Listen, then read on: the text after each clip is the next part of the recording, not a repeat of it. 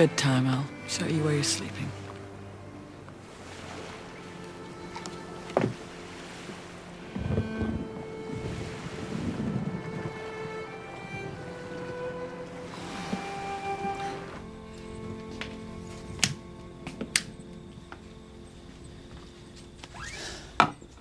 You might think I'm being noble giving you the bed. Not a chance. It's as hard as a rock. Oh, I can't do that.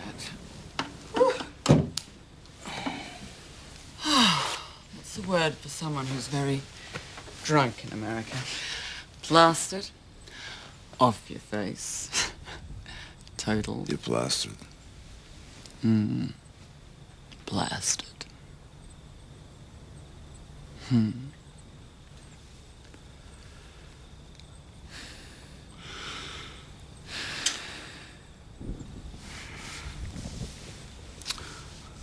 This is probably going to sound crazy to you. You feel like you're cheating on your wife. I knew there had to be men of principle somewhere, Dwight. I just never met one before. Just one part of my brain Dwight. doesn't... It's okay. It's okay. Ooh.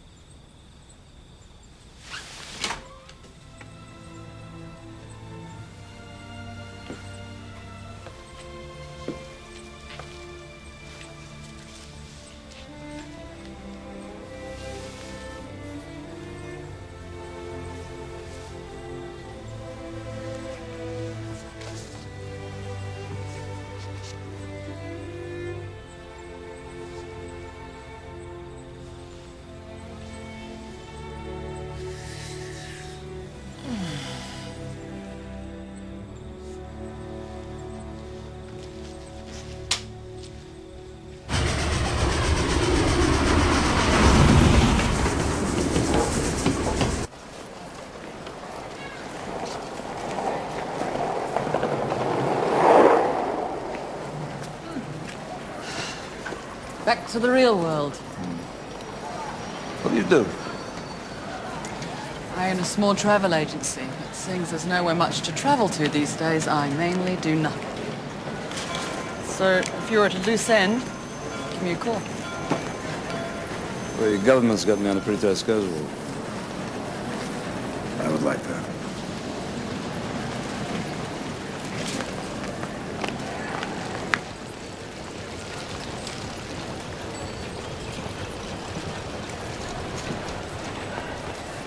We're very grateful that you're prepared to take this trip, Commander.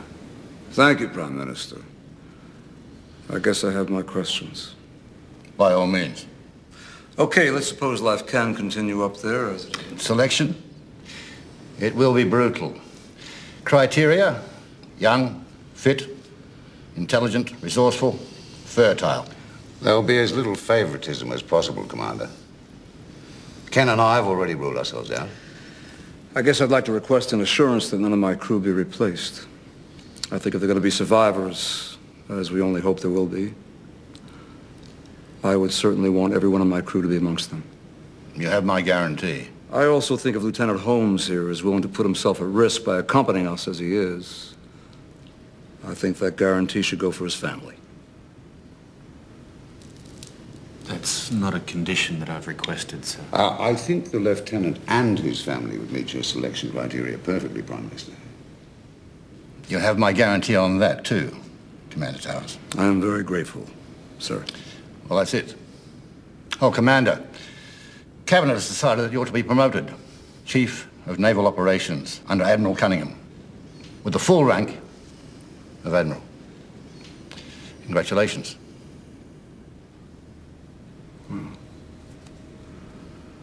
Always wanted to make it to the top. Not this way.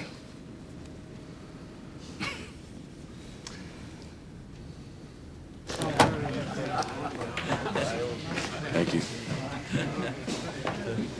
So, another beer, please. So Well, I got an assurance from the Prime Minister. Gave me his word. We go? You go? Guys will really appreciate this. Well, there was no way in hell I was going to sail without that guarantee. This weekend, did you happen to meet a woman with a dangerously sexy voice? Why? Well, she called. Who called? Captain, if she looks half as good as she sounds, I'd phone right now.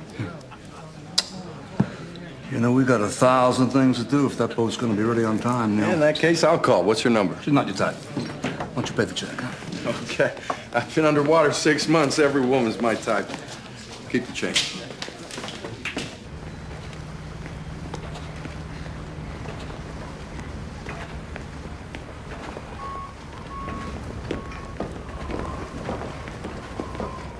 Your friend's waiting for you on board, sir. What are you talking about? Friend, as in female. Friendly. Fabulous. Sounds like you had an interesting weekend, sir. Nobody gets on board this boat, son, without top security clearance. Is that clear? She said you're Are expecting... you guys on drugs?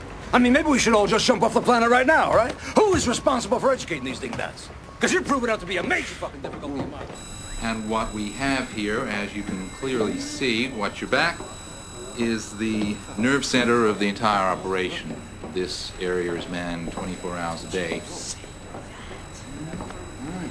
Well, here's the captain now. Oh, shit. Boat. Thank you so much for asking me to have a look. I'm sorry I'm a little early. That's all right.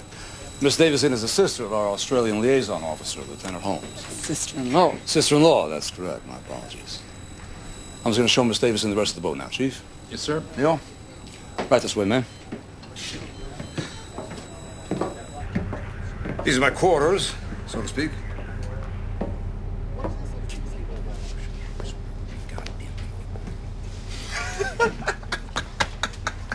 If someone doesn't call me back, then fine.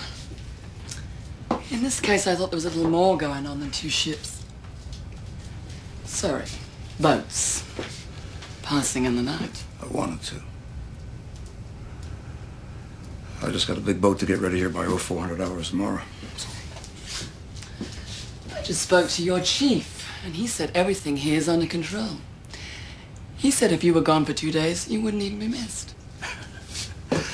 Well. Is there anything else you discussed with my chief I should know about? I've got this little place I bought a few years ago.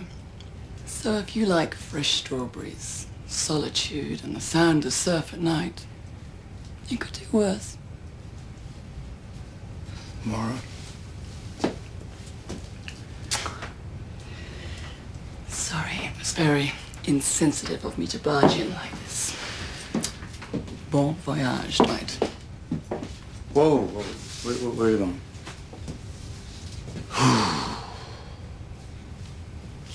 How do you get to this place? So far? Give me a few hours to work on that one.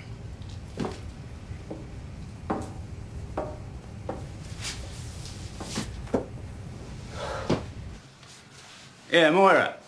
Yeah, I've got some planes, I've got some helicopters, I've even got some fuel. But I've got no pilots, they've all shot through. Can't you do it for me? Listen, honey. You know I'd do anything for you, but, I only fly the ones with the propellers up the front. Sorry. Problems? Ah! Having problems? How the hell did you get in here? You didn't change the lock. I assumed you'd have enough decency never to use the key again. Bad mistake. What do you want, Jules? Another chance? Jules, I finally worked out what your problem is. What? Your problem is you don't have a problem. Most kids grow up feeling inadequate in at least one area of their life. Not good looking enough, not coordinated enough, not smart enough. You've learned nothing. You're still one big spoiled kid. Kids grow up. Eventually. Not without pain, they don't. If you're about to tell me to get lost, then that's pain, big time. Do you know how much I loved you, Jules? I do now. Too late. I've been looking back over my life and everyone I hurt, and it's not pretty. And what I did to you is pretty unforgivable. So why'd you do it then? I guess I was scared it couldn't keep being as good as it was. Probably wouldn't have. Nothing ever does. Still would have been good, though.